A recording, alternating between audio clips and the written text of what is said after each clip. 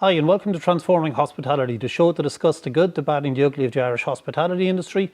I'm delighted to be coming today from Vaughan Lodge down here in beautiful Lahinch, and we've got fourth generation hotelier Michael Vaughan discussing a couple of the hot topics in the industry today. Michael, pleasure having you on the show today. Thank you, John. I suppose there's been a lot of talk over the best part of this year about how are we going to find some of the new talent that we need to bring into the industry in Ireland, about the new rooms that we're opening up, about the new hotels we're building, but yet we still have such a shortage of just professionals that we currently need to service the properties that are in our operation, never mind what we've planned for the next 5 years.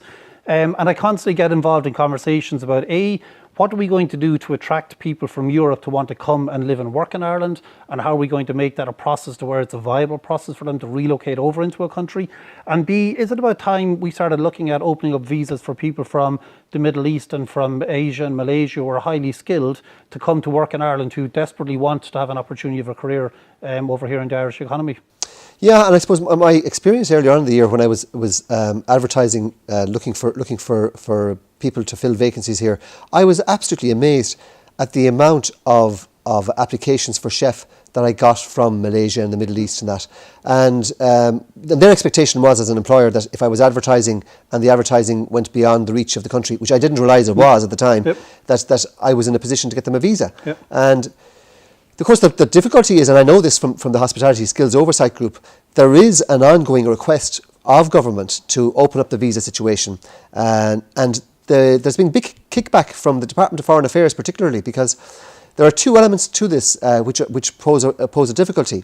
The first one is there has been a massive abuse of visa in the past by the restaurant and maybe to a certain extent the hotel trade, in the sense that I suppose ethnic restaurants, some of the visas that were issued, they weren't completely honoured, if you like, and there were difficulties. There were labour relations difficulties, and the department had felt that there was an abuse of people who had to receive visas.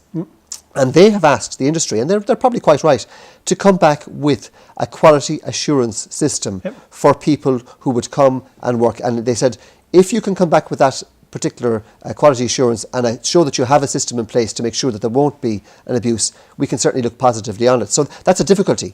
And the second difficulty that arises apparently is, and we know this from the Brexit situation as well, we are the guardians of the European border here in Ireland, and the EU have a say in who would come in on those visas as well. So while we would love to see this open up, and I think there certainly is huge merit, there are difficulties that have to be overcome. So probably some challenges we need to get together as an industry for and help resolve and solve. Oh, absolutely. But it's under review. I believe the next review of it is in early September, and there is some hope that it might open up somewhat. But it's not going to be an easy thing. I mean, I know from my own experience in dealing with one of our programs over in the USA and the Florida market, where they have literally assigned a company who's responsible for managing and looking after the 1,300 plus seasonal people that they allow into the Florida market and then into the New York and Boston market, that it's upon that company's responsibility to make sure those people have exited the country once their visas are have been obligated, or once that seasonal aspect has been obligated. So I think there's definitely solutions to it. And again, I think maybe it's something that if the industry can come together with the government agencies that we need to, and with the EU agencies we need to, surely we can definitely resolve it. And I just hope, I suppose, it's something that we can resolve sooner rather than later, because if we are going to have all of these new builds by 2020 and all of these great new rooms that we're going to be offering to the market for all of the tourists that Tourism Ireland and Fáilte Ireland are doing Trojan work in attracting to come to Ireland, it'd be a shame to have all of this done and we don't have the workforce to actually deliver and exceed that guest expectation. Absolutely. And you see, one of the things, and I think the Migrants' Rights Association will say to you, and they've been saying quite trenchantly to government, is, look, if you open up the gates for people to come in like this, you better make sure that work conditions are good, that we have the ability to retain the people we bring in, and that we have the remuneration. We've heard of people's visas being confiscated by employers. We've heard of almost indentured workers where they've come over with expectation and had a bill handed to them of several thousands of euro. So that's something that we as an industry must make sure that doesn't happen. So we've work to do. And with regards to trying to attract some of the skilled professionals in Europe that already have, I suppose, the freedom to come and work and live in Ireland, one of the challenges that we constantly come across or hear about again in the industry is that, yes, I'd like to have this person come in from the UK, or I'd like them to come in from Germany and work with me, but no, I'm not going to help them with some accommodation, be it on a temporary basis or a permanent basis, and sure, they'll have to figure out where they're going to live themselves. I mean, surely we're at a stage in Ireland where we need them more than they need us at the moment, and we should be going out of our way to make sure, if I'm going to potentially uproot from Germany and come and move to Lahinch down here in Clare, that the operator who's taking me on board to work with them is going to invest into me having a nice seamless transition into living in a new country. Yeah, absolutely. And I think one of the things that I'm heartened with in this, Stefan Matz, who's probably one of the most prominent chefs in the country, started a venture last year where he's going through Europe, trawling through Europe, making relationships with guys over there and bringing people in. And Stefan comes to meet you, sees what you want to do. Yep. He'll do all the groundwork. And one of the big successes, and certainly I've benefited from it, is looking and making sure you have accommodation before the guy comes, and it's proper accommodation. But of course, one of the difficulties in Europe that we have, and anyone who's been involved in European hotel and restaurant politics, I was involved for a while with the HOTREC, which is the European umbrella of hotels and restaurants in Europe. France, Germany, Spain, Switzerland, they all have the same problems we have. They have a huge shortage of skilled staff in hospitality. And more people are looking to the accession states for workers to come over. And it's not been as easy to get those guys to come over because they know what they want, and they know that we want them badly. And yet, at the same time, if we're going to go over there and try it, must come up with a complete suite. This is an uprooting.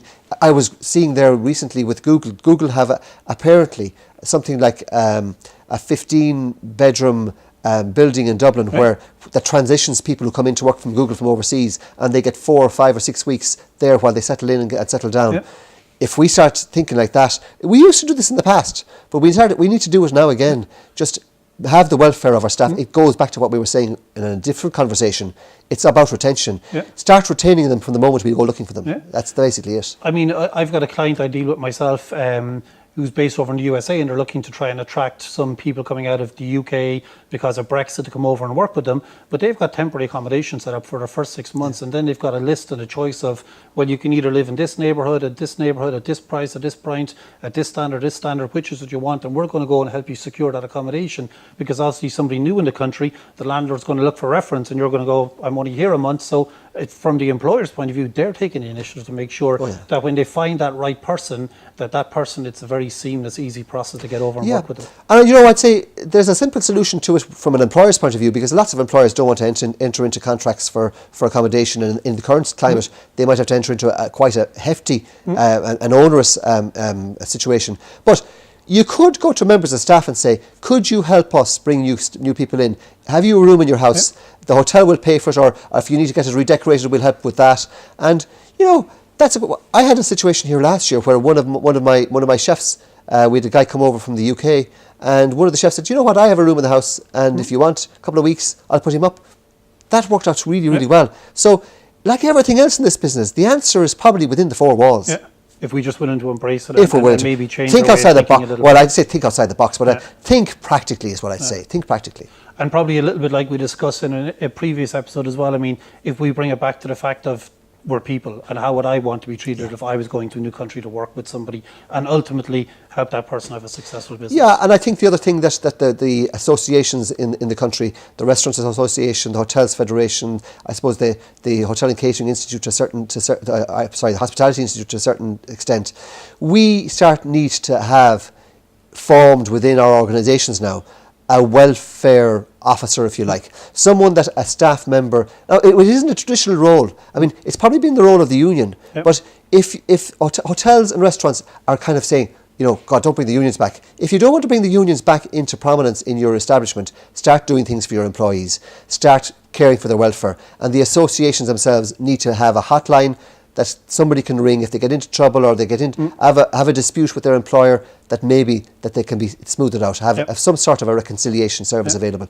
These are things that are going to be more important. It's not going away. No. It's an issue for the future. And you know what? Even if it wasn't an issue, we should be doing it anyway. Definitely. Folks, as always, Michael, great chatting with you. Very insightful stuff. If you liked what you've heard in the show, Please make sure you subscribe to the channel, follow us on LinkedIn and Twitter, get involved in the debate, leave your comments in the box, suggest some topics you'd like us to discuss. Even better again, come and join us on the show. We'd love to hear your thoughts on everything. Great chatting to you and looking forward to talking more.